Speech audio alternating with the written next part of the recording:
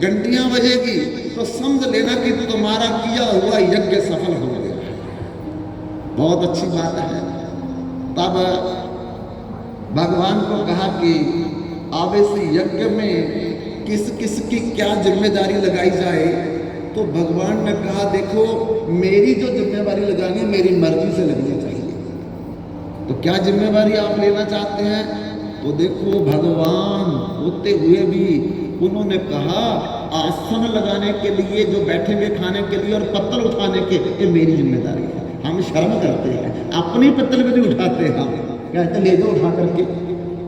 आसन तो बचाना जरूर है, आसन बिछाया हो उसको भी गंदा करने के लिए हम सबसे आगे खड़े हो जाते हैं। इसलिए भगवान ने इतनी बड़ी शिक्षा दी है कि जूठी पतले मैं उठाऊंगा और बैठने के लिए जितने आसन होंगे मैं बिछाऊंगा और फिर उसकी सफाई भी मैं करूंगा। और इतनी बड़ी कथा होती है, क्या कभी कोई पहले आकर के किसी गलीचा बिछाया, कभी चादर बिछाई आकर के, कभी कुर्सी को सीधा आकर के किया? नहीं। देखो, हमारे भगवान सुपर होते हुए भी, सुप्रीम होते हुए भी हम लोगों को क्या शिक्षा दे रहे हैं कि अगर कोई पंडाल की सफाई करेगा, गलीचा बिछाएगा, दरी बिछाएगा, गद्दा बिछाएगा, कुर्सी को लगाएगा, तो सबसे ज्यादा कथा का फल उसी को मिलेगा। कथा भले सुने न सुने, कथा में भले बैठे ना बैठे, लेकिन जो उसने सराहनीय सेवा आकर के पहले की है उसी का फल उसको पहले मिलेगा। इसलिए हनुमान जी भी सबसे पहले कथा में आते हैं। क्यों आते हैं? वो इसीलिए आते हैं कि झाड़ू लगाते हैं, दरी बिछाते हैं, चादरें बिछाते हैं, गद्दे बिछाते हैं, कुर्सियां लगाते हैं। जो सुनने वाले आएंगे उनको परेशानी नहीं होनी चाहिए। ये हनुमान जी की जिम्मेदारी उन्होंने भगवान राम से मांग करके ली थी और भगवान कृष्ण भी यही जिम्मेदारी ले रहे हैं कि पत्तलों का काम उठाना मेरा और आसन लगाना ये भी काम मेरा। तो दुर्योधन भी खड़ा था, तो दुर्योधन को कहते कि आप कौन सी जिम्मेदारी लेंगे राजसी यज्ञ में? तो दुर्योधन कहता है कि जो लोगों को दक्षिणा देनी है वो दक्षिणा का काम मैं संभालूंगा। तो सारे पांडु लोग निराश हो गए कि दुर्योधन को अगर ये जिम्मेदारी दे दी और दुर्योधन तो एक आदमी को सारा हमारा खजाना लुटा देगा और बाकियों को हम क्या देंगे, फिर बदनामी होगी हमारी। तो दुर्योधन के मन में भी यही प्लान चल रहा था, योजना चल रही थी कि मैं 2-4 आदमियों में ही इतना दान कर दूंगा, इतनी दक्षिणा दे दूंगा, इनका खजाना खाली, बाकी जाएंगे इनको गालियां देते। लेकिन सारे पांडु निराश होकर के भगवान की शरण में आए कि प्रभु अब क्या होगा। दुर्योधन तो कहता है कि दक्षिणा देने का काम मैं करूंगा। भगवान कहते चिंता मत करो। बोले चिंता ना करे, चिंता का जो काम है कि दक्षिणा तो पहले 2-4 आदमी को दे करके सारा खजाना खाली होगा, तो बाकियों को हम क्या देंगे? भगवान कहते चिंता ना करो। अरे इसके दोनों हाथों में इसको वरदान है, इसको याद भूल गया हुआ है। लक्ष्मी ने इसको वरदान दिया हुआ है, इसके दोनों हाथों में जो वस्तु देने के लिए लगेगी पीछे डबल हो जाएगी। जितनी वस्तु देगा पिछले डबल, जितनी वस्तु देगा पीछे डबल हो जाएगी। अरे तुम्हारा नाम होगा, ये तो तुम्हें बदनाम करने के लिए ये जिम्मेदारी ले रहा है, लेकिन इससे तुम्हारी वाह हो जाएगी। क्यों? ये जितना देगा उतना बढ़ जाएगा, जितना देगा उतना बढ़ जाएगा। तब राजस्व यज्ञ में सबको निमंत्रण देने का काम है, वो भीम और अर्जुन को दिया गया कि कोई भी व्यक्ति छूटना नहीं चाहिए। ये भगवान कृष्ण ने कहा कि सब लोगों को निमंत्रण देना है, कोई ऐसा ना हो कि किसी को निमंत्रण ना मिले। और रसोई देखने का काम द्रौपदी ने अपनी जिम्मेदारी में ले लिया। इस प्रकार से एक एक जिम्मेदारी जो है वो समस्त लोगों ने अपने आप संभाल ली। तो यज्ञ शुरू हो गया था। अब जब यज्ञ शुरू हो गया तो यज्ञ विश्राम भी हो गया, लेकिन ना तो पुष्प वृष्टि हुई, ना घंटियां बजी, ना शंख बजे। तो पांचों पांडव निराश होकर के भगवान की शरण में आए कि प्रभु ना तो फूल गिरे, ना शंख बजे, ना घड़ियाल बजे। इसका मतलब कि हमारा यज्ञ संपूर्ण नहीं हुआ, पूर्ण नहीं हुआ, सफल नहीं हुआ। तो भगवान कहते कि लगता तो इससे यही है, कोई कमी रह गई है। क्या कमी रह गई है? ये तो भाई भीम और अर्जुन से पूछो कि सभी को निमंत्रण दिया था, कोई छूट तो नहीं गया। तो भीम और अर्जुन को बुला करके जब युधिष्ठिर महाराज ने पूछा कि भाई सबको निमंत्रण दिया, कोई निमंत्रण के बिना रहा तो नहीं, इसलिए हमारा यज्ञ सफल नहीं हुआ।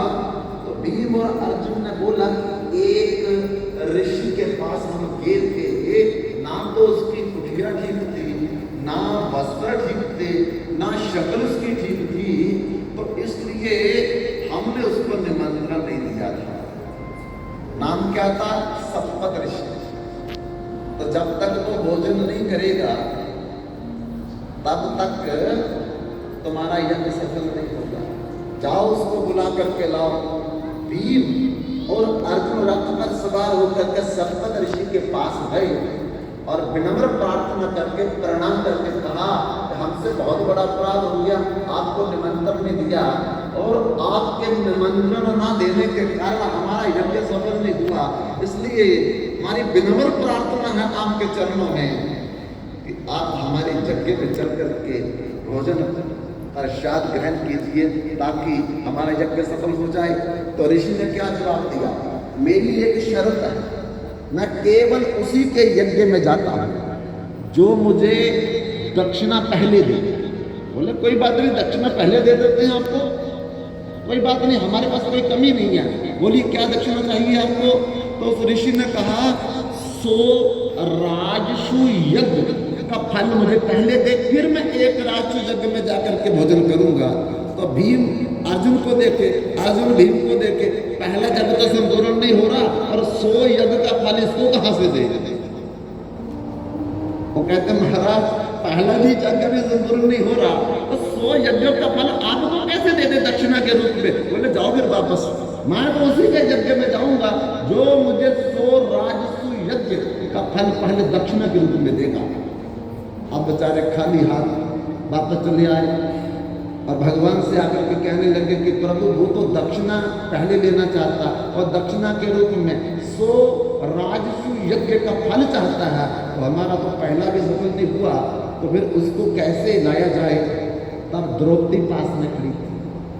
द्रौपदी ने कहा श्री कृष्ण एक कार्य मुझको सौंपा जाए, मैं उस ऋषि को निमंत्रण देने जाऊंगी।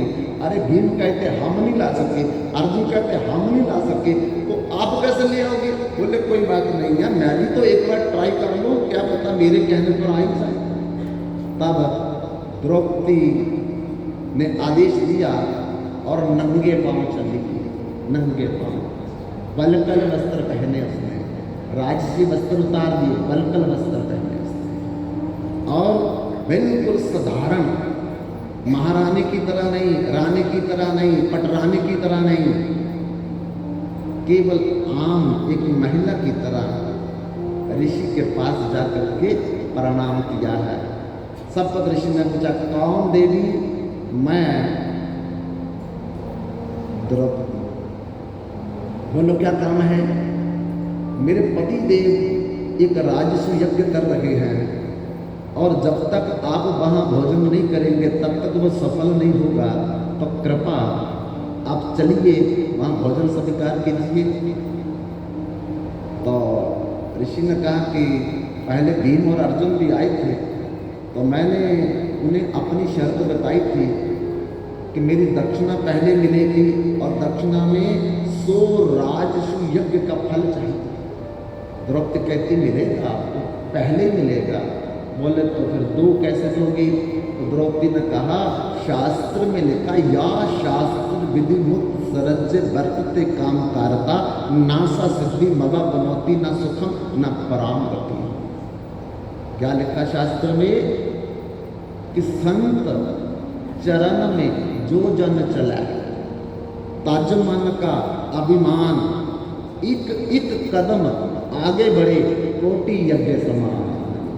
महाराज शास्त्र कहता है कि अपने अभिमान का त्याग करके जो संत की शरण की तरफ चलता है उसके एक एक कदम का करोड़ों करोड़ों यज्ञों का फल होता है। आप जितना चाहिए रख लो, बाकी मेरे पास है। ऋषि प्रसन्न हो गए और चल पड़े द्रौपदी के साथ, महल में पहुंच गए। अब द्रौपदी के साथ सप्त ऋषि को देख करके भगवान भी प्रसन्न, पांडु भी प्रसन्न और जो